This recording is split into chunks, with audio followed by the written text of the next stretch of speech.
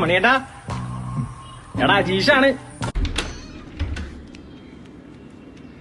കഴിഞ്ഞോ? ആ മാഡം, മോളിത്തെ വയറിന്റെ കംപ്ലൈന്റ് ആയിരുന്നു, അത് മാറ്റിണ്ട്. ഇനിയിപ്പോ കുഴപ്പമൊന്നും ഉണ്ടാവില്ല. എന്തെങ്കിലും ആവശ്യം വിളിച്ചാൽ മതി. ഹലോ ചേച്ചി, മനസ്സിലായില്ല ഞാനാന്ന്. പോലീസ് സേനയുടെ സംരക്ഷണത്തിനായി കേന്ദ്രസേന ഇറക്കണമെന്ന പ്രതിപക്ഷ നേതാവിന്റെ പ്രസ്താവനയോട് നിങ്ങൾ എങ്ങനെ പ്രതികരിക്കും?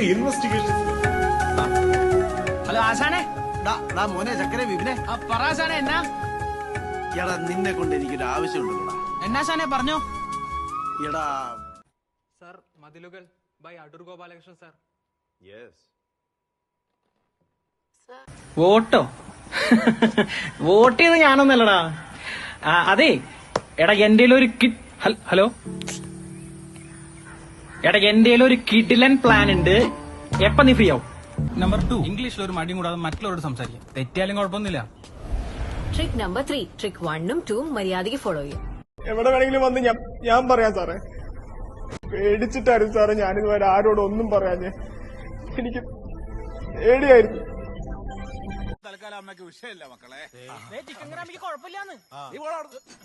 ജോലി കിട്ടാന്ന് പറഞ്ഞാ പണ്ട് തൊട്ടേ നാട്ടിലും വീട്ടിലൊക്കെ ഒരു സ്റ്റാറ്റസിന്റെ ഭാഗമാണ്.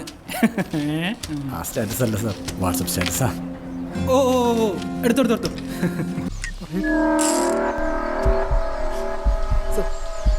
സാറേ ഇവരായിട്ട് എനിക്കൊരു ബന്ധമില്ല സാറേ. സാർ നിങ്ങൾക്ക് ആളും അറിയാം സാറേ. സാറേ നിങ്ങളുടെ അജണ്ട ഞങ്ങൾക്ക് വ്യക്തമായിട്ട് അറിയാം അക്ബർ. സാർ ഞാൻ അക്ബർ അല്ലേ സാറേ, എൻ്റെ പേര് മാം.